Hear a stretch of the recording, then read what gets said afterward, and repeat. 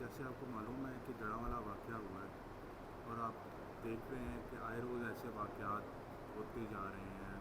پہلے سیالکوٹ کا واقعہ ہوا وہ جو سری لنکا کے شہری کے ساتھ کیا. اس سے پہلے لاہور میں ایک ایسا واقعہ ہوا تھا. تو مولانا صاحب اپنے ناظرین کو بتائیے گا کہ ایسے واقعات پیش کیوں آتے ہیں, ان کی وجوہات کیا ہیں؟ اعوذ باللہ من الشیطان الرجیم. آپ نے سمجھا ہو کہ میں اس کے بعد کوئی آیت پڑھوں گا. ہمارے قرآن نے اور فرمان مصطفیٰ میں یہی عمل پہلے سکھایا گیا ہے کہ اعوذ باللہ من الشیطان الرجیم, کہ ہر وقت شیطان سے پناہ مانگو. شیطان اتنا بڑا دشمن ہے کہ اللہ کہہ رہا اعوذ باللہ, اپنا نام لے کے آیا, جہاں اللہ اپنی ذات دے رہا ہے اور کہا کہ اس شیطان سے بھاگ کر میری پناہ میں آؤ. وہ شیطان بیٹھنے والا نہیں ہے. اس شیطان نے جب انسان کو خلق کیا گیا اور اس دن سے حضرت آدم کو کہا سجدہ کرو, اس نے نہیں کیا, تو اس نے انسان کا پیچھا کیا ہوا ہے. یہ کسی کو آرام سے بیٹھنے نہیں دے گا, چاہے وہ کسی رنگ میں. انسان کے اندر انسان کو انسان سے لڑانا, مذہب کو مذہب سے لڑانا, فرقے کو فرقے سے لڑانا, حتیٰ کہ میاں بیوی کو لڑانا, بھائی کو بھائی سے لڑانا, یہ تو ہے, یہ کنفرم ہے. جب اللہ نے آدم کو بنا رہا تھا تو فرشتوں نے کہا کہ کیا ضرورت ہے کہ یہ زمین میں فتنہ ہوگا, قتل ہوگا. یعنی اللہ سبحانہ و تعالیٰ ان کو اتنا بھی شعور دیا تھا کہ یہ جانتے ہیں کہ زمین میں یہ, تو وہ کون کرائے گا؟ شیطان کرائے گا. سب سے پہلے تو یہ ہے کہ ہر انسان کو یہ عمل دیا گیا ہے کہ اعوذ باللہ من الشیطان. یہ ہم لوگوں کو اس کی معرفت نہیں ہے. اعوذ باللہ, میں اللہ کی پناہ مانگتا ہوں. جب بندہ یہ عمل کرے گا اس کو اللہ مدد کرتا ہے. اللہ آپ نے کہا نا, میں کہتا ہوں کیا نام ہے آپ کا, سید محمد عظیم. تو جب میں محمد عظیم کو یاد کروں گا تو وہ اپنی صفات کے ساتھ آئے گا نا, اچھے ہیں, بااخلاق ہیں. اسی طرح جب اللہ اس میں ذات کے ساتھ پکارتے ہیں تو اللہ سبحانہ و تعالیٰ کو ہم پکارتے ہیں اعوذ باللہ من الشیطان, اے وہ ذات جو رحمان ہے, رحیم ہے, کریم ہے, ہم تیری پناہ چاہتے ہیں شیطان مردوں سے. تو یہ تو کسی فرقے کو بھی دیں, چاہے وہ مذہب مسلمان ہے, چاہے وہ کرسچین ہے, یہودی ہے, جو بھی ہے, اس کو اس مردوس کو اپنا دشمن سمجھنا چاہیے اور اسے پناہ. دوسرا یہ آپ نے کہا کہ یہ کیوں ہو رہے ہیں. ظاہر ہے اب ایک اللہ کی جماعت ہے جسے ہم ولی اللہ کہتے ہیں یا اولیاء اللہ کہتے ہیں, تو ایک حزب شیطان ہے. یہ قرآن کے اندر ہے کہ شیطان کی بھی جماعت ہے, اس کے بھی آگے ولی ہیں, اس کے بھی کرندے ہیں, جو وہ اسی طرح کام کرتے ہیں جس طرح انسان کے یعنی اللہ کے نمائندے کام کرتے ہیں, اللہ کے ولی کام کرتے ہیں, عالم بالحق جو ہیں وہ کام کرتے ہیں, اسی طرح شیطان کے بھی کرتے ہیں. اب وہ شیطان کس کو استعمال کر جاتا ہے یا اس کو کون استعمال ہو جاتا ہے, یہ سمجھنے کی بات ہے. تو ہر فرقے میں, ہر مذہب میں اس طرح کی قوتیں کام کرتی ہیں, ایک رحمانی, ایک شیطانی. ایک رحمان کے جن جی خالصتاً جو کسی کے استعمال میں نہیں ہوتے, نہ اس پہ پیسہ چلتا ہے نہ ان پہ شیطان چلتا ہے, وہ رحمان کے ہیں. ایک ایسا جو ہوتے وہ اسی لباس میں ہے, یعنی ہمارے لباس میں ہوں گے, عالم ہوں گے, اسی ذرا لیکن اندر اس پہ شیطان کی حکومت ہوتی ہے, وہ بڑا خطرناک آدمی. تو اب جو بات یہاں تک پہنچی کہ اس سے بچنا ممکن نہیں ہے. شیطان ہر وقت ہمارے پیچھے ہے اور وہ اس کے مقابلے پہ حکم ہے کہ جو رحمان والے ہیں, اولیاء اللہ ہیں, ان کو اس کے مقابلے پہ کام کرنا ہے, ان کو ان شیطانی طاقتوں کو روکنا ہے, ان کو سمجھانا ہے. جس پر بھی یہ مطلب ہے کہ ایسا اس کے سامنے کوئی واقعہ یا پہنچتا ہے تو اس کو خود فیصلہ کرنا ہے کہ اب اللہ نے جو مجھے طاقت دی ہے میں رحمان کی طرف جاؤں یا شیطان کی طرف. اگر تو وہ اس پہ مذمت کرتا ہے اور اس پہ چیخ رہا ہے کہ یہ ظلم ہے, یہ غلط ہوا ہے, یہ انسان ہے, یہ ہماری کمیونٹی کے ہیں, یہ اللہ کے اولاد آدم ہیں, ان پر بھی رحم کرنے کا حکم ہے, تو سمجھو اس پر رحمان کی طاقت کام کر رہی ہے. اگر وہ شیطانی روپ میں ہے کہ نبی کا نام لے کر یا نعوذ باللہ قرآن کا یا اللہ کا یا مسجد کا یا اپنا کوئی بنا کے اور جناب وہ دوسروں کو رگڑ رہا ہے اور بستی جلا رہا ہے اور ظلم کر رہا ہے, تو یہ اللہ کا حکم نہیں ہے. کہ بلا قرآن حکیم میں اللہ سبحانہ و تعالیٰ نے بڑے گناہ, اللہ تعالیٰ نے سب سے بڑا گناہ جسے لوگوں کو پتہ نہیں ہے, سب سے بڑا گناہ وہ فتنہ ہے۔ قرآن میں فتنہ اور فساد اللہ کو پسند نہیں، اس لیے کہ الفتنہ اشد من الزنا کہ اشد من الکفر، ایسے لفظ آئیں۔ یہ فتنہ بڑی خطرناک چیز ہے، جو فساد و فتنہ اللہ پسند نہیں کرتا، اس لیے کہ اس کو یہ جو آپ نے جڑا والا واقعہ ہوا ہے، یہ پہلے تو انہوں نے قرآن کی جو توہین کی ہے، کوئی بھی مسلمان جو ہے اسے برداشت نہیں کرتا، اس کو مذمت کرنی ہے۔ حکم یہی ہے کہ جب کوئی واقعہ ہو جائے اس کے خلاف تم اسی کے خلاف، یعنی جس نے یہ حرکت کی ہے اس کے خلاف مذمت کرو۔ یہ نہیں ہے کہ اس کے بدلے اس کو بھائی کو رگڑ دو، اس کو باپ کو رگڑ دو، اس کو ماں کو رگڑ دو۔ جو من یعمل مثقال ذرۃ خیرا یرہ، کیا مطلب ہے؟ جس نے نیکی کی، ومن یعمل مثقال ذرۃ شرا یرہ، جس نے برائی کی تو اسی کو رگڑا جائے نا، یا اسی کو پکڑا جائے۔ یہ قطعاً قرآن نہیں کہتا کہ اگر ایک لڑکا غلط کرتا ہے تو اس کے ماں باپ کو ذلیل کر دو، اس پر یہ ظلم ہے۔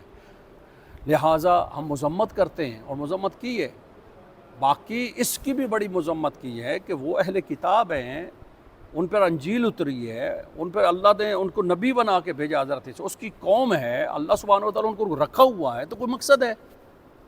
اگر عیسائی ختم ہی ہو جاتے تو امام مہدی کے آنے پر تصدیق کون کرتا؟ کون جانتا کہ عیسیٰ نبی تھا؟ کوئی مقصد ہوگا اللہ سبحانہ و تعالیٰ کہ عیسیٰ علیہ السلام کو بھی زندہ رکھا ہوا ہے، امام مہدی نے آنا ہے، کوئی آگے ان کے پھر آ کے انہوں نے شہادت دینی ہے۔ تو عیسائی جو ہے نا، یہ نہیں ہے کہ ان کو آپ ختم کر رہے ہوتے تو اللہ ختم کر دیتا، کئی قومیں ختم ہو گئی ہیں۔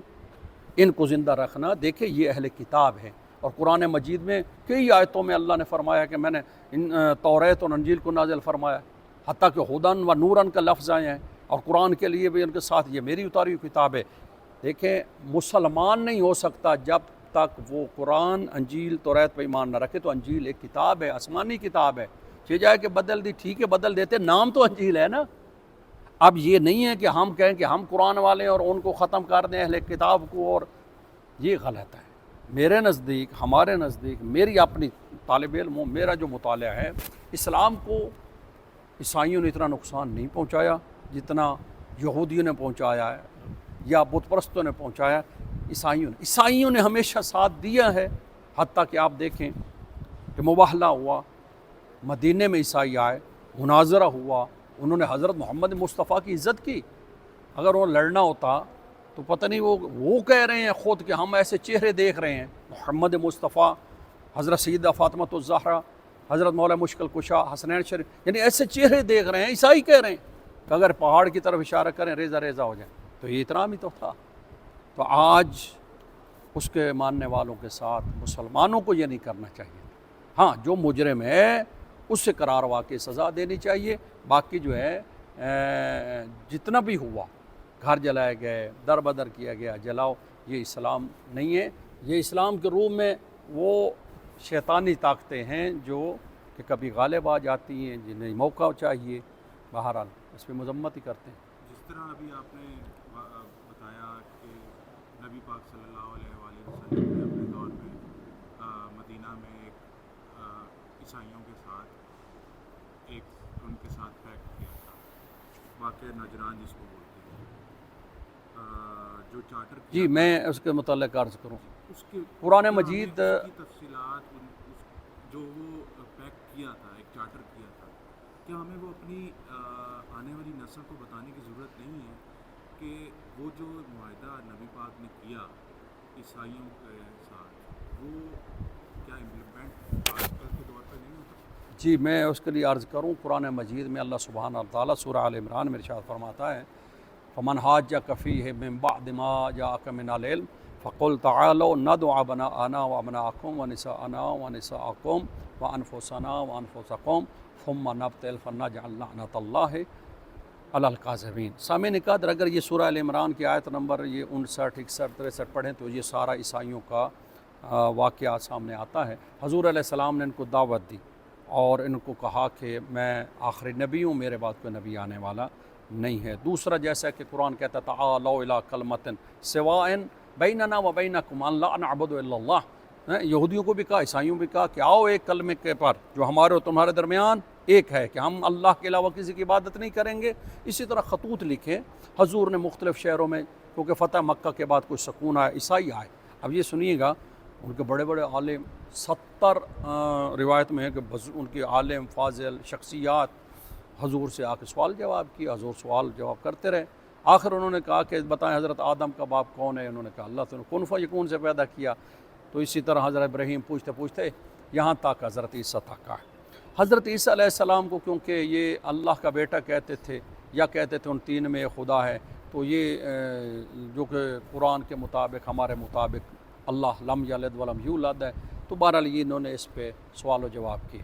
وہاں یہ آیت نازل ہوئی کہ عیسیٰ اللہ کی نظر میں آدم کی مثل ہے، ان کمثل عیسیٰ عند اللہ کمثل آدم، یہ عیسیٰ آدم کی مثال ہے۔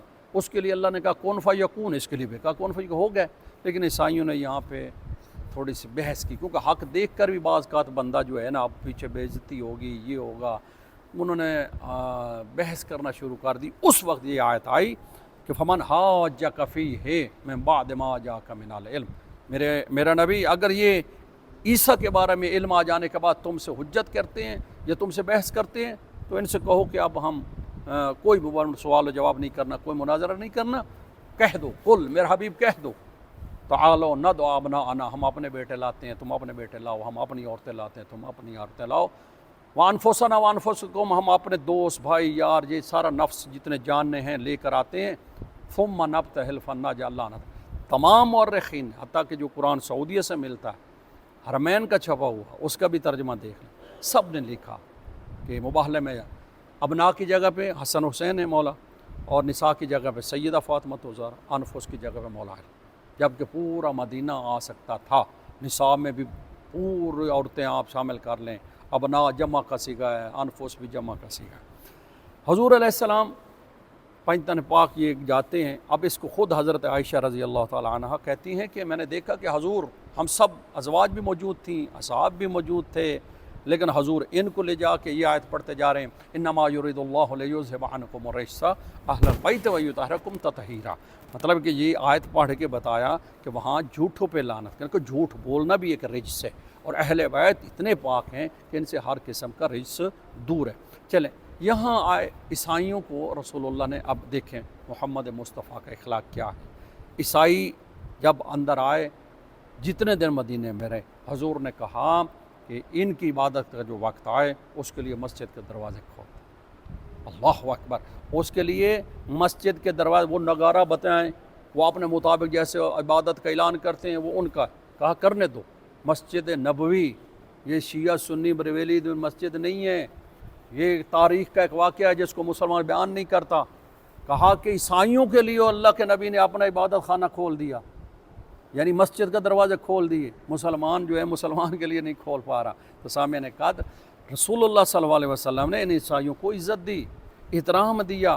یاد رکھیں کہ جب کوئی فرقہ حق پہ ہوتا ہے، اور محمد مصطفیٰ حضرت عیسیٰ علیہ السلام نے کمال دیکھیں، سورہ صف میں، سورہ صف قرآن ہے نا، مسلمانوں کی کتاب ہے، تو وہاں حضرت عیسیٰ علیہ السلام اعلان کر رہے ہیں یا بنی اسرائیل، اے قوم اسرائیل، کیونکہ پہلے قوم اسرائیل تھی، انی رسول اللہ علیکم، میں تمہاری طرف رسول بن کر آیا ہوں اور تمہارے توریت کی تصدیق کرتا ہوں۔ اس کے بعد کیا فرمایا، ومبشرا برسولا یأتی من بعد اسمہ احمد، اور ایک ایسے رسول کی خبر دے رہا ہوں، بشارت، جو میرے بعد آ رہا ہے اس کا نام احمد ہے۔ حضور فرماتے ہیں وہ عیسیٰ، آنا بشارت و عیسیٰ، وہ عیسیٰ کی بشارت محمد مصطفیٰ تھا، میرے لیے کہہ رہے تھے۔ مسلمانوں سوچنا چاہیے کہ جو نبی عیسیٰ تمہارے نبی کا پیغام دے رہا ہے، بشارت سنا رہا ہے، اعلان کر رہا ہے، یعنی آنے سے پہلے لوگوں میں پرچار کر رہا ہے، یہ ایک آیت ہے، ورنہ انہوں نے اس پہ کام کیا، محمد مصطفیٰ ہے، محمد مصطفیٰ ہے، محمد ہے جس کا نام احمد ہے، احمد ہے، مطلب قرآن تصدیق کر رہا ہے۔ جو تمہارے نبی کا کے پرچار کرے، اسی نبی کا کلمہ پڑھنے والا جا کے ان کے ماننے والوں کو اس طرح قتل و غارت کیا نام ہے جلاؤ گراؤ اور ان کو غریب کر سمجھے، ان کو ذلیل کرے، نہیں، یہ انسانیت نہیں ہے۔ ہاں جس نے غلط کیا ہے اس کی مذمت کرتے ہیں، ہمارا قرآن ہے، ہم بھی اس پر ایمان رکھتے ہیں۔ جس نے یہ ہو سکتا ہے جس نے وہ توہین کی ہے اسی کے دوست نے اس کو پھنسانا چاہو، بھئی آپ کی فوٹو لگا کے میں چھوڑ جاتا ہوں، توجہ ہے، تو بھائی بھی تو اس کو کوئی دشمن اس کا بدلہ لے سکتا ہے، کوئی رشتہ دار اس کو پھنسا سکتا ہے، کوئی غیر ملک کا کوئی ایجنٹ کر سکتا ہے بھئی یہ یہاں پہ چلو فساد. تو سامعین کا اس ایک کو پکڑا جائے نا، ان کو پکڑا جائے، وہ دور اوڑ تو نہیں کہ پورا گھر جلا دینا. یہ امت محمدی اور ہمارا مذہب خاص کر ہمارے ہاں ایسا نہیں ہے. اہل جس طریقے سے یہ واقعہ ہونے کے بعد آپ نے دیکھا کہ چرچ جو ہے ان کی عبادت گاہ ہے اس کو توڑا گیا، صلیب کو گرایا گیا اور سب کچھ کیا. دیکھیں چرچ اور جتنے بھی عبادت خانے ہیں یہودیوں کے اور عیسائیوں کے، ان کا قرآن میں ذکر ہے. اس کو آپ ایسا نہیں ہے کہ اس کو آپ اور جا کے اس کو جناب ایک نعوذ باللہ نعوذ باللہ نعوذ باللہ توہین کریں اور وہ جلا دیں. آج تم یہ سبق سکھا رہے ہو، کل کوئی اور طاقتور آتا ہے تو وہ تمہارے گھر جلا جائے گا، تمہارے قرآن جلا جائے گا، تمہاری مسجد جلا جائے گا. یہ جلاؤ گراؤ کسی فرقے کا، کسی مذہب میں نہیں ہے. اسلام تو بڑا مقدس، اسلام کا نام ہی اسلام ہے، سلامتی سے نکلا ہے. اللہ سبحانہ و تعالی، حالانکہ یہ کام ان کو کرنا چاہیے تھا، دشمن کرے جو کرتا رہے، لیکن اسلام والے یہ نہیں کر سکتے کیونکہ جو بندہ غالب آنا چاہتا ہے اس کو بندے سے، مثلا اسلام غالب آئے گا. ہم کہتے ہیں کہ اسلام پوری دنیا میں پھیل جائے گا، بالکل پھیل جائے گا. قرآن کہتا ہے کہ ایک وقت آئے گا کہ اسلام، وہ کیسے پھیلے گا؟ جب اسلام سلامتی خود پیدا کرے گا. میں دوسرے کے ساتھ محبت کروں گا تو میرے فرقے میں آئے گا نا، میں اسے اچھا اخلاق کروں گا تب. اب اسلام اخلاق دکھائے گا تو عیسائی اس میں آئیں گے، یہودی اس میں آئیں گے، بت پرست اس میں آئیں گے، اہل کتاب اس میں آئیں گے، تو دنیا میں اسلام پھیلے گا. یہ نہیں ہے کہ اسلام والے بھی گراؤ جراؤ کر ڈنڈا سورو دوسروں کو انسان نہ سمجھیں. یہ حیوان ہیں، انہوں نے ظلم کیا ہے. ان کو یہ بالکل ان کے یہ اتنا ان کو قرار باقی سزا دینی چاہیے جنہوں نے یہ حرکت کی ہے کہ آئندہ کسی. اور اس لیے یہ جو بل پاس ہوا، ہم اس کی بھی مذمت کر رہے ہیں کہ اس بل میں غور کیا جائے کہ اقلیتوں کو، دوسروں کو کیا اس طرح تم بل پاس کر کے چھوٹ دے دو گے. پھر وہ جو بھی اسلام کے خلاف جو اس کو برا لگتا ہے جی اس کو جلا دو، جو اس کو برا لگتا ہے اس کا گھر برباد کر دو. یہ وہ یزیدیت ہے جس کو اسلام اجازت نہیں دیتا. یزیدی یہی ہے، یزید یہی ہے اصل میں. یزید کے دور میں یہی ہوا ہے کہ جو اس کو نہیں مانتا اس کا گھر جلا دو، اس کو در بدر کر دو، اس کو آگ لگا دو، زندہ ہے تو اسے مار دو. یہ اسلام نہیں ہے. اسلام سلامتی کا مذہب ہے، سلامتی کا پیغام دے رہا ہے.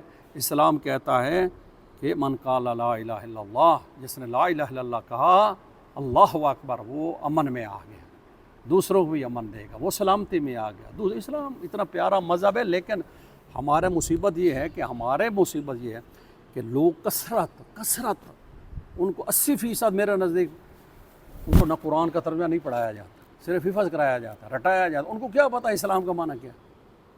اس کو تو بس جو مولوی نے کہنا ہے اس کے پیچھے وہ بھیڑ بکریوں کی طرح بھاگ پڑے گا. اصل میں اس مجرم کو پکڑنا چاہیے جس کے پیچھے وہ اس کا لیڈر ہے، اصل وہ مجرم ہے. عوام تو کل انام، یہ تو جانوروں کی طرح ہے جدھر کوئی. تو یہ غلط ہے، یہ اسلام کا. ہم دیکھتے ہیں کہ جب ایسے واقعات نعوذ باللہ ایسے اگر کوئی گستاخی کرتا ہے، اس کے بعد سزا کا جو عمل ہے اس میں تاخیر پیدا کی جاتی ہے، تاخیر ہو جاتی ہے. ہر لوگ سارے جو ہے اس کے اندر انصاف لانے کے لیے ڈر رہے ہیں. اس کی کیا وجہ ہے؟ دیکھیں جی، یہ سزا میں تاخیر ہونا تھے تو یہ تو ہمارے اداروں کی سستی ہے. اور تھوڑا سا اس میں اور ایڈ کروں کہ اس کی سزا ہونی چاہیے. ہاں، اب یہ ہے قرآن مجید میں اللہ ارشاد فرما رہا ہے سامنے کہ جعلناک علی شریعۃ من الامر. اللہ ہمارے نبی کو کہہ رہا ہے، میرا نبی، میں نے تمہیں ایک شریعت پہ قرار دیا ہے. دین اور شریعت الگ الگ تعریف ہے، لیکن فی الحال یہی سمجھے. اور فاتبعھا، انہیں اسی کی اتباع کرنی ہے. ولا تتبع هوى الذين لا يعلمون، جو علم نہیں رکھتے، جاہل، شریعت اور دین کے معاملے ان کی اتباع نہیں چلے گی، ان کو فالو نہیں کرنا. یہ حضور کو ڈائریکٹ کہا، جعلناک علی شریعۃ من الامر، تجھے ایک شریعت پہ کرا. حتیٰ کہ دوسری جگہ بھی فرمایا سورہ مائدہ میں، اگر یہ پڑھیں 2-3 آیتیں، کہ شرع لکم من الدین ما وصی بہ نوحا واوحینا الیک، ہم نے نوح کے لیے شریعت قرار دی، محمد تیرے لیے، ابراہیم کے لیے، موسیٰ کے لیے، عیسیٰ کے لیے. مطلب یہ 2 آیتیں پڑھنے کا یہ ہے کہ دین اور شریعت جو نازل کرتا ہے وہ اللہ، نبی کا کام ہے پہنچانا، رسول کا نام ہے پہنچانا. ہمارے ہاں امامت کا نام ہے اس کو بچانا، اس کو پھیلانا. اب آپ نے جو کہا ہے کہ سزا، دیکھیں اگر شریعت میں وہ سزا ہے یا شریعت نے طے کی ہے جو حضور علیہ السلام کی زبان یا صحابہ کرام رضوان اللہ تو وہ تو قابل قبول ہے، اس کو کرنا چاہیے۔ لیکن اگر سزا میں طے کر دوں، سزا آپ طے کر دیں، سزا یہ طے کر دیں، اپنے بدلے لیتے رہیں، اپنے غصہ شامل کر دیں تو نہیں۔ حضرت علی علیہ السلام نے کہا مجھے ایک ضربت لگی ہے تو ایک ہی ضربت لگانا۔ اسلام کہتا ہے اگر آپ کو کسی نے تھپڑ مارا تو دوبارہ بہتر ہے کہ نہ مارو، کہیں ایسا ہو کہ تمہارا ڈبل کے زور سے لگ جائے اسے تو پھر وہ عدالت سے ہٹ جائے گا۔ یہ ہے اسلام، یہ ہے شریعت، یہ ہے محمد وآل محمد کا دعا پیغام۔ سامعین قدر، شریعت سزا کی ہے، شریعت نے سزا رکھی ہے، لیکن دیکھنا یہ ہے کہ وہ قرآن، کیونکہ جو دین اللہ اتار رہا ہے نا، اللہ نے کہا ہے قتل کا بدلہ قتل ہے، آنکھ کے بدلے آنکھ ہے، ہاتھ کا بدلہ ہاتھ ہے، اس کے بعد ہاتھ کے بدلہ جان لے لیں، آنکھ کے بدلے ٹانگ توڑ دیں، یہ شریعت نہیں ہے، یہ شریعت کا مذاق ہے۔ اللہ کہہ رہا ہے کہ میں نے تم ایک شریعت پہ کہتے اسی پہ مطابق چلنا ہے۔ ابھی جو قانون آپ بنا کے بیٹھ جاتے ہو کہ ایک بندہ یہ خدا نخواستہ کرتا ہے اور سزا کے لیے آپ اس کو جناب سزائے کون؟ سزا تم طے کرو گے، دین آپ نے ہاتھ میں لے رہے ہو، شریعت آپ نے ہاتھ میں لے رہے ہو، یہ سزائیں کون؟ نہیں، یہ نہیں ہے، یہ سزائیں وہی دے گا جو پیغمبر اسلام نے جو پھر اگر کہتے ہو کہ اسلام میں نہیں ہے پھر یہ کو کہتے ہو اگر پیغمبر اسلام نے نہیں کی دی سزا، مثلا قتل کا سزائیں نہیں وضع کی، پھر یہ کیوں کہتے ہو الیوم اکملت لکم دینکم کہ دین مکمل ہو گیا؟ دین تو مکمل ہے نا ہمارے ہاں، سارا مسلمان کہتے ہیں دین مکمل ہے، پورا دین اللہ سبحانہ وتعالیٰ الیوم اکملت دینکم لکم، وہ آیت ہے نا۔ تو جب دین مکمل ہے تو اس میں سب کچھ ہے، پھر خود سے بیٹھ کر سزائیں بنانا اور جناب کسی کو طے کرنا کہ آپ یہ عمر قید کر دو، اس کو یہ کر دو، اس کو، یہ قرآن کے خلاف ہے اور یہ بہت بڑا عذاب ہے، یہ کفر ہے، شرک ہے، بدعت ہے۔ جی آپ پوچھیں۔ میں یہ پوچھ رہا تھا کہ سزا کا تعین تو قانون نے کیا، اپنے ہاتھ میں لے کے اس کو سب چیزیں خود سے طے کر لینا کہ اس نے یہ کیا ہے اور پھر وہی تو میں نے آپ کو بتا دیا ہے کہ دین میں سزا دین کا حصہ ہے نا، میں اسلام میں ایک سزا ہے وہ اسی کے مطابق دو، یہ تو نہیں ہے کہ یہودیوں کو اٹھا کے اس میں سزا دے دو، ایک مثال ہے، کسی اور فرقے سے اٹھا کے سزا دے دو، انگریزوں سے لے کر سزا دے دو۔ قرآن نے کہہ دیا ہے کہ شریعت اور دین اللہ نازل کر چکا ہے اور اسی پر عمل کرنا ہے، اگر آپ اس سے ہٹو گے تو مسلمان نہیں رہو گے، اسی پہ عمل کرانا ہے، اتنا ضروری ہے قرآن میں۔ اچھا دیکھیں مولانا صاحب، کچھ چیزیں نا کلیئرٹی کے ساتھ تاکہ ہم میسج آپ کا آخری اچھا میسج ہے۔ اب یہ بتائیں کہ جیسے آپ نے کہا کہ حضور پاک نے عیسائیوں کے ساتھ معاہدے کیے، یہودیوں کے ساتھ بیٹھے اٹھے، یا غیر مسلم کسی کی بھی بات کریں، مسلمانوں کے علاوہ اگر ہم بات کرتے ہیں تو وہ ہمارا نبی بھی ہمیں یہ پیغام دیتا ہے کہ ان کو امان دینی چاہیے۔ کتنے لوگوں کو انہوں نے امان بھی دی جو ان کی آ گئے، معاہدہ بھی کیے، کتنے صلح حدیبیہ دیکھے تو وہ بھی ہوا۔ اب دیکھا جائے تو ہمارا دین تو بہت امن پسند دین ہے، مطلب امن کا ہمیشہ میسج دیتا ہے پیغام۔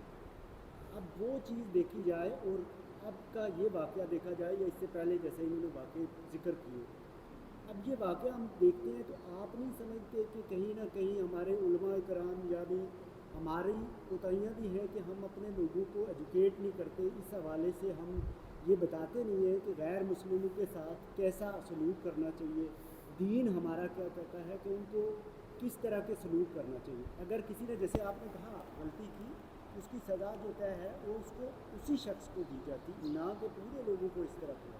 اس بارے میں آپ وما ارسلناک الا رحمۃ للعالمین قرآن حکیم کی آیت ہے۔ یہ آیت کس کے لیے ہے؟ سارے جہان کے لیے ہے کہ ہمارا نبی آئے رحمت کل بن کے، رحمت جہاں رحمت تمام ہو جائے، یعنی حضور کے عمل کے بعد یعنی کوئی بندہ یہ ثابت نہیں کر سکتا کہ اس کے پاس کوئی اچھا عمل ہوگا رحم والا۔ حضور علیہ السلام کس معاشرے میں آئے؟ بت پرستوں میں، یہودیوں میں، عیسائیوں میں اور آگ پرستوں میں، جتنے بھی مذاہب ہیں، اوف توبہ۔ دیکھیں میں یہاں تبلیغ کر رہا ہوں نا تو اپنوں میں کر رہا ہوں، نعرے لگتے ہیں، واہ واہ سبحان اللہ، داد ملتی ہے، تو میں کہتا ہوں میں بڑا خطیب ہوں۔ مجھے وہاں دشمنوں میں کرنا پڑے نا، یہاں سے ادھر سے پتھر آئے، ادھر سے کوئی اذیت دے، ادھر سے کوئی کلمہ کہے۔ حضور علیہ السلام مکے میں کافروں میں بت پرستوں میں آئے اور یہاں سب سخت جان کے دشمن، اور ان میں کس چیز نے انہیں عزت اور کتنے بڑی رحمت بن کے آئے کہ دشمن پتھر مارتا ہے دعا دیتے ہیں، کانٹے پھینکتے ہیں دعا دیتے ہیں، اذیت دی جاتی ہے دعا دیتے ہیں، اچھا یہ نہیں پوچھنے آتا اس کے گھر چلے جاتے ہیں، یہ کس کے پاس اخلاق ہے؟ اسوہ حسنہ کہاں جائے گا؟ قرآن کہتا ہے میں نے محمد کو تمہارے اسوہ حسنہ بنا کر بھیجا ہے۔ خدا کے بندو، اگر آپ کلمہ گو ہو تو حضور کی یہ سیرت کہاں ہے جو رحمت، پھر اسے رحمت العالمین کہنا چھوڑ دو۔ حضور نے کہیں شدت پسندی دکھائی ہے؟ حضور نے کہیں تلوار کھینچی ہے؟ حضور نے کہیں اگر ایسے اسلام پھیلانا ہوتا تو مدینہ صفائی ہو جاتی۔ حضور علیہ السلام نے جس نے اذیت دی ہے، برا بھی کہا ہے، شاعر کہا، مجنون کہا، یہ ایک طرف کی اس زمانے کی گالیاں ہیں کہ کسی کو کہے تو پاگل ہے، چلتا پھرتا محلے میں کہتے ہیں یہ پاگل ہے، یہ شخص، اس کے بچوں کو دور کرو، اس عورتوں کو دور کرو، مردوں کو کرو، وہ دعا دے رہے ہیں، وہ اخلاق سے پیش آ رہے ہیں۔ کہاں جائے گا یہ دین؟ یہ لوگ ہٹ چکے ہیں۔ یہ نام بس صرف وہ جو نام ان کا ہے نا محبت رسول کا، وہ آخرت کے لیے نہیں، وہ پیٹ کی پوجا ہے۔ کیونکہ رسول کے نام پہ لوگ چندہ دیتے ہیں، رسول کے لا کے ان کو لوگوں پیسے دیتے ہیں، لبے وہ جو بھی اس میں آتا ہے وہ اس میں جناب نعرہ لگا رہا ہے جس فرقے کا بھی ہے، وہ اس کو آخرت سے تعلق نہیں، اس کو دین سے تعلق نہیں، وہ صرف نعرہ لگا رہا ہے کہ ان کی محبت کو کیچ کر رہا ہے کہ اس محبت میں پیسے ملنے ہیں۔ بھئی اگر میں نام لے کر رسول اللہ کا چلتا ہوں یا امام حسین کا چلتا ہوں اور جناب لوگوں سے تو بیچ میں میرا کہ لوگوں کو ذلیل بھی کروں اور قتل بھی کروں اور گھر بھی جلا دوں، تو پھر وہ سمجھو یہ وہ پیسے کے اوپر ہے اس کی محبت۔ اگر اس کی محبت رسول اللہ اصلی ہے تو وہ جا کے دعا دے اور ان سے معافی مانگے، ان سے پیار کرے، ان کو اخلاق کی زبان میں سمجھائے کہ خدا کے بندو ہمارے نبی ہیں، قرآن ہمارا کلام ہے، ایسا نہ کرو۔ اگر یہ وفد اچھا علماء کا چلا جاتا عیسائیوں کے ساتھ 4 بندے بیٹھ کے تو وہ بھی تو ہو سکتا تھا نا، بجائے اس کے کہ آپ اعلان کریں اور جناب یہ مسلمان نہیں ہیں، یہ صرف بارہ لبادہ ہے، اب کیا کریں۔ وآخر دعوانا الحمدللہ۔